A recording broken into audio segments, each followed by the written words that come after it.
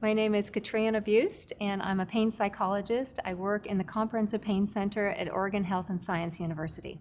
If you think about pain as a chronic stressor that can affect our mood is affected by how we think about things, our cognitions or our thoughts.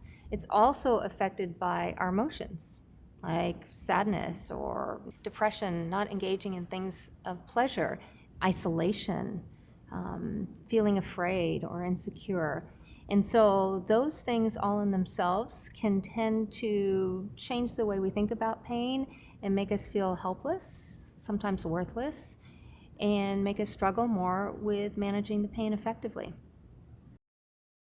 My name is Travis Lovejoy. I'm an associate professor in the Department of Psychiatry and School of Public Health at Oregon Health and Science University, and a psychologist and research investigator at the VA Portland Healthcare System. Many people living with persistent pain experience some degree of helplessness. They've tried many different types of pain management approaches with the hope that this would rid them of pain forever. But what they come to find out is that their pain doesn't go away entirely. And if it does, it's very short lasting. It doesn't last indefinitely. So this can lead to negative thoughts such as, there's nothing I can do about my pain, or my life is miserable. And this can further lead to negative emotions like depression, anxiety, and for some people, they might experience social isolation, so they don't interact with family or friends to the degree that they normally would. My name is Michelle Maricos. I'm a certified peer support specialist and person living with pain. The pain cycle is how pain works. It is the base of chronic pain. You get hurt, you have an illness, you go to your doctor, then you feel bad, then you take pain medication, then you take more pain medication, you get depressed, you have more pain medication, you go back to your doctor, then you have more pain, then you have less activity, less activity is more guilt. It is a constant cycle of emotions, behaviors, and feelings and thoughts that you get stuck inside of. And being able to change your behaviors, your thoughts, and your feelings is one of the essential ways to break the pain cycle. Over a period of time, we develop patterns of thinking. We consider these to be automatic thoughts, and it can be really difficult to identify those automatic thoughts in the moment, let alone challenge and reframe those automatic thoughts. One approach to modifying automatic thoughts is to work with a counselor or to use self-paced workbooks to help you identify the way that you're thinking, as well as moving towards greater acceptance of your pain. Two counseling approaches, cognitive behavioral therapy, or CBT, and acceptance and commitment therapy, or ACT, have been shown to be really helpful in this regard and may be a great place to start. Some examples of negative thought patterns include catastrophizing, which is magnifying or imagining the worst case scenario. For example, if this pain goes on any longer, I'm going to end up in a wheelchair, kind of jumping to extremes. That's an example of catastrophizing.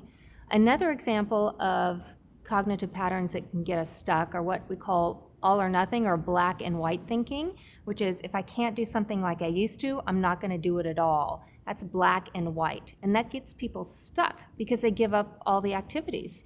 So it's really about how to problem solve and get back into the gray and start doing the things that we like to do again. I'm Trey, and I live with chronic persistent pain. I think when I'm in pain and I'm not addressing my pain, I can't find the source of what's agitating me. It's like everything's agitating me inside and outside. As I've had a better grip on my pain, I've been able to trace my emotions a little bit better, to be able to figure out, why am I feeling angry? The other thing that people start doing when they have more pain is they stop giving up activities that give them a sense of enjoyment and pleasure, and they start closing all the doors of the activities they like to do, and life becomes very small. So part of the goal is to help opening those doors back up, because we know social isolation in itself leads to more depression, which leads to more pain, and so that can become a vicious cycle. So some of the effective strategies that we can start to engage in might be self-reflection, like an ABCD stress diary. That's writing down negative thoughts that you might have and the emotions connected to those, and somehow reframe them in a different way. Second thing would be engaging in activities that gives us a sense of enjoyment and pleasure and meaning in our lives, because those things in themselves distract the brain from even thinking about the pain. I'd say people often come in feeling hopeless and feeling overwhelmed from their pain. And as they start to learn different strategies and improve their mood and get back to activities and enjoyment, they start to feel like they're getting their life back. They start to feel hopeful about that. Now, that process can take, usually it takes a while, and progress is not always a linear thing. It can be, there can be setbacks, but it's really important to look back and give yourself a pat on the back for those times that you have done well and made positive changes, and just hang in there. Hi, I'm Patricia Rosenberg, and I'm a patient living with chronic pain. Being positive is the best medicine in the world. Every time you get a sad, try to make it always positive. Try to think of one thing that will make somebody else happy and make yourself happy too. It's like pain management is being able to also pay attention to the stimuli that are going to affect my mood that are eventually going to cause a migraine. So looking a couple steps ahead to figuring out what is the source that is causing me so much anxiety or stressing me out, and how can I alter my relationship to that stimulus, whether I need to get away from it or whether I need to shut it off or whether I need to, whatever I need to do.